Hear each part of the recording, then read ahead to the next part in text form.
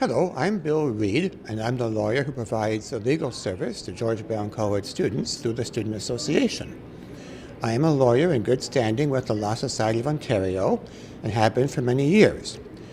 Today we're going to talk about housing issues, but I actually assist students with a broad range of situations, including not only housing situations, but also family law, employment, accident cases, debt issues, immigration, OSAP, other government matters, criminal charges and other types of charges such as provincial offenses, and starting your own business. As I said, we're going to talk today about housing situations, and self-contained apartments are generally governed in Ontario by the Residential Tenancies Act and by the Landlord and Tenant Board, which the Act establishes. There are situations to which the Act does not apply, such as if the landlord shares the washroom and or the kitchen. It doesn't mean there's anything wrong with those situations. It simply means to be aware that regular contract law would govern those situations, so it's important to have a good, solid written agreement. And as I said, self-contained apartments, well, they are governed by the Act and the Landlord and Tenant Board. It's important to view a rental unit before making any commitment to rent it or making any payment. If a landlord makes any promises, remember that they won't be enforceable unless they end up in the written lease. So make notes of anything that the landlord promises to have included and check the ultimate lease before signing it to make sure that they are in fact in that document. If a landlord doesn't allow you to view the premises, or asks you to sign anything or make any payment before you do so, and before you get to make your own decision on your own time, then by all means, those may be warning signs not to proceed. A landlord has the right to request written information about a prospective tenant's income and rental history, and the right to reject a prospective tenant who can't afford the rent or who has failed to pay rent in the past or broken other rules when renting from other landlords. A landlord also has the right to view and keep a copy of a prospective tenant's government identification, but not to require a social insurance number. However, once a tenant signs an agreement and pays a deposit, the tenant has made a legal commitment and should not expect to be allowed to back out. I mentioned before that self-contained units are governed by the Residential Tenancies Act and the Landlord and Tenant Board. The Ontario government now has a standard form of lease that it requires all landlords to use with respect to any tenancies that are in fact governed by the Act. And the subjects that are mentioned in that standard form, most of them would also apply to a contract that a landlord and tenant could enter into if they're not governed by the Act. Because many rules that govern tenants govern everyone, such as noise bylaws, and the Residential Tenancies Act prohibits certain rules, such as rules requiring post-dated checks, rules against pets or guests, or restricting cooking, the rules that a landlord has the latitude to make are actually quite limited. Permitted rules include rules prohibiting smoking, even inside a unit, or rules about the use of common areas, such as laundry room hours, and a rule that tenants must have tenants insurance. Those are three areas in which landlords do have the right to make rules. A landlord may only terminate a lease as a result of default on the tenant's part, or if the landlord or the landlord's immediate family genuinely intend to live in the unit, or if the landlord intends to do major renovations. So when I talk about default on the tenant's part, an obvious example of that is not paying the rent. But even if rent is currently paid up to date, a tendency to always pay late can be grounds for a landlord to seek an eviction order, or if the tenant has disturbed other tenants, made excessive noise, that kind of thing. The second reason I said that a landlord may terminate is if the landlord or the landlord's immediate family genuinely intend to live there. There is a form that a landlord would have to complete and serve on a tenant if that is the case. But again, it must be genuine, it must be authentic. And if a tenant moves out because of having received that form and subsequently finds that the landlord or the landlord's family member did not move in, the tenant has recourse. There is a form that the tenant may file with the Landlord and Tenant Board seeking reimbursement for things like moving expenses and any higher rent they had to pay in the new place that they moved to. Finally, I mentioned that if a landlord intends to do major renovations, they may terminate a lease for that reason. Again, there's an appropriate form, and again, it must be genuine. The renovations have to be so significant that the landlord could not reasonably undertake them with the tenant living there.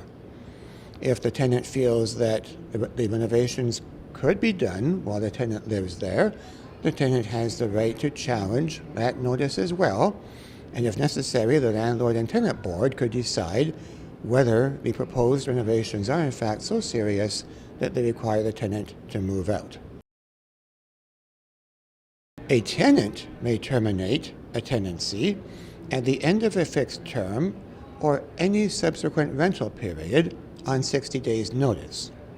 When I talk about a fixed term, most leases are for an initial term, usually 1 year, sometimes a different amount, but in any case, if the tenant signs a lease for any such fixed term, such as a year, they have committed themselves for that 1 year period. And they may give notice to terminate, but only 60 days prior to the end of that fixed term. Sometimes tenants hear that you can terminate a lease on 60 days' notice, and they think that if they sign a lease for a year, a few months after, they can just give 2 months' notice and move out. That is not the case. If you sign for a fixed term, you're committed until the end of that fixed term. You must give at least 60 days' notice of termination, which would be at least 60 days prior to the end of that fixed term. If the fixed term ends, the tenant does not have to either move out or sign a new lease. The existing lease continues on a month-to-month basis. So the tenant then may terminate any time on 60 days' notice, but again, 60 days prior to the end of a tenancy period, usually a month, usually end of the month. The only other ways that a tenant may terminate a tenancy are by order of the Landlord and Tenant Board, or by order of city inspectors, or if they find someone to be a subtenant or an assignee, or with the landlord's voluntary agreement. So going back, if there are significant issues with rented premises or a landlord's behavior toward a tenant may apply to the Landlord and Tenant Board, and the board may issue an order terminating a tenancy as of a certain date. Even if there is a fixed term, for example, that may be several months in the future, the Landlord and Tenant Board does have the authority to issue an order saying, no, the tenancy is terminated as of this date because of the serious problems with the unit or the landlord's behavior that the landlord failed to rectify. I mentioned as well city inspectors, fire inspectors, bylaw inspectors may come in and find that there are ways in which the premises are not up to standard. In that case, they also can issue documentation saying that this unit is uninhabitable and that the tenant therefore may move out. Now, I also mentioned that a tenant may find a subtenant or an assignee. A subtenant is someone who would move in while the first tenant remains the main tenant with the intention of returning at a later date. An assignee would be if the existing tenant intended to move out permanently and the new person likewise move in permanently. In either case, it is the responsibility of the existing tenant to find someone to take their place, and the landlord has the right to know the same information that they do of any incoming tenant and to reject a proposed subtenant or assignee if that person doesn't appear to have the means to pay the rent or has a poor rental history in some respect. However, a landlord would only be able to reject a subtenant or an assignee if those legitimate grounds existed. They may not refuse to consent without a valid reason. Other than that, if a tenant wants to move out, there is no requirement that a landlord allow them to. For example, sometimes students think that if they drop out of school, they lose a job, or if their family needs them to come home and look after, for example, a sick family member, that those are reasons why they have to move. And they may be reasons why the individual wants to move, but they don't constitute reasons in law that are seen to be the landlord's fault or the landlord's problem. If, for example, a student drops out of school or loses a job or has to go and look after their family, in any of those situations, they would have to find someone to take their place that the landlord reasonably could agree to. They don't have a right to require the landlord to let them out of the lease just for that reason. I mentioned before that there are certain things that landlords have the right to make rules about, and that one of them is an obligation that tenants have tenants insurance. But a tenant should have tenants insurance anyway, even if the landlord doesn't require it. And there are two main reasons. First is to cover the tenant's personal property in the event of damage, destruction, or theft. And tenants sometimes think that if there is a fire, a flood, a break-in, that the landlord must have insurance. And it's true the landlord will have insurance, but that insurance does not cover the tenant's personal property. So in the event of damage as a result of fire, flood, or a break-in that causes a tenant's personal property to be stolen, those are things that are only covered by a tenant's insurance policy. So tenants should have tenants insurance for that reason, but also for a second reason that's even more significant, and that is to cover liability resulting from the tenant's own negligence.